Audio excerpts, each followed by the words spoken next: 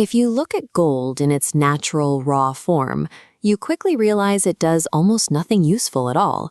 You cannot eat it, you cannot forge it into strong tools, and you certainly cannot use it to build infrastructure. And yet, right now, in early 2026, the world's central banks are hoarding this exact metal at a pace unseen in nearly 6 decades, even as the price crossed $5,000 an ounce for the first time in history. This chart shows historical central bank gold purchases, and the recent spike is hard to ignore. In 2025, institutions purchased over 700 tons. That buying accelerated in early 2026, driven largely by China and Poland aggressively expanding reserves, which presents an obvious question. Why are the very institutions that hold a monopoly on creating endless digital currency suddenly racing to stockpile an ancient, non-yielding rock? To understand this institutional shift, modern economic theory isn't enough. We must look at the forensic evidence left behind by the collapse of ancient monetary systems. Before paper or digital alternatives existed, humans needed a reliable way to store value over long periods of time. Gold emerged as the obvious chemical baseline. It is extremely scarce, it refuses to rust, and its absolute physical durability means a piece of gold survives indefinitely. Around 600 BC, the Kingdom of Lydia created a system to trade that value efficiently. They introduced standardized coinage. By stamping the metal with a royal seal, they guaranteed its weight and purity, meaning merchants no longer had to painstakingly verify and weigh raw chunks for every transaction. Centuries later, the Roman Empire relied on this system, but ran into a severe scaling problem.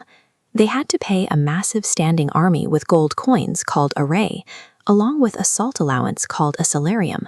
But eventually, Rome exhausted its existing mines and failed to conquer new sources of wealth. The empire needed to spend more money than it actually had, so they began quietly shrinking the coins and mixing the gold with cheaper base metals. The coin carried the exact same face value, but contained a fraction of the actual wealth. That Roman debasement proves a recurring historical rule. When a government's ambitions exceed its physical wealth, it will quietly alter the definition of the money itself to bridge the gap between what it has and what it wants to spend. Fast forward to the 19th and 20th centuries, and major economies operated under the gold standard. To prevent Roman-style debasement, paper money was engineered strictly as a physical receipt. Every paper note was directly convertible into a fixed weight amount of actual gold held in a vault. In 1944, delegates from 44 allied nations met at Bretton Woods to rebuild the global economy. They established the US dollar as the anchor for international finance, completely backed by a strict, guaranteed promise. Foreign governments could always exchange their dollars at a rate of $35 per ounce of gold. This discipline worked until the late 1960s, when the United States began printing vastly more dollars to fund domestic programs and wars abroad than its domestic gold reserves could ever cover.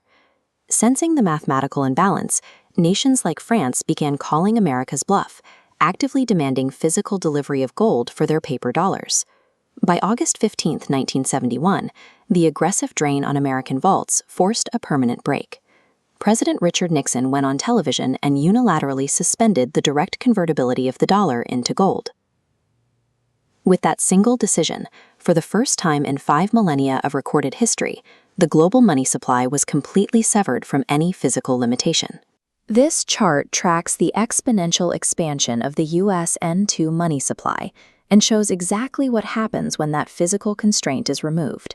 In the modern fiat era, governments gained immense flexibility to aggressively expand the money supply, printing trillions to navigate crises like the 2008 financial collapse and the 2020 pandemic. But as the chart updates to add a second trend line, you can see the unavoidable trade-off. As the money supply explodes upward, the actual purchasing power of the fiat dollar actively erodes. That steady erosion sits in direct contrast to gold, which climbed to roughly $5,589 an ounce in early 2026. Which brings us back to our 2026 paradox.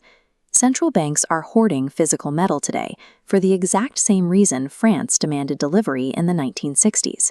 They recognize the extreme vulnerability of holding their national reserves in a currency that another government can print infinitely. Recent surveys from HSBC indicate that nearly 40% of central bank reserve managers plan to actively increase their gold holdings this year. Institutions like JP Morgan project prices could approach $6,000, yet the high entry price isn't deterring these buyers. They are actively seeking a safe haven that cannot be sanctioned and cannot be printed.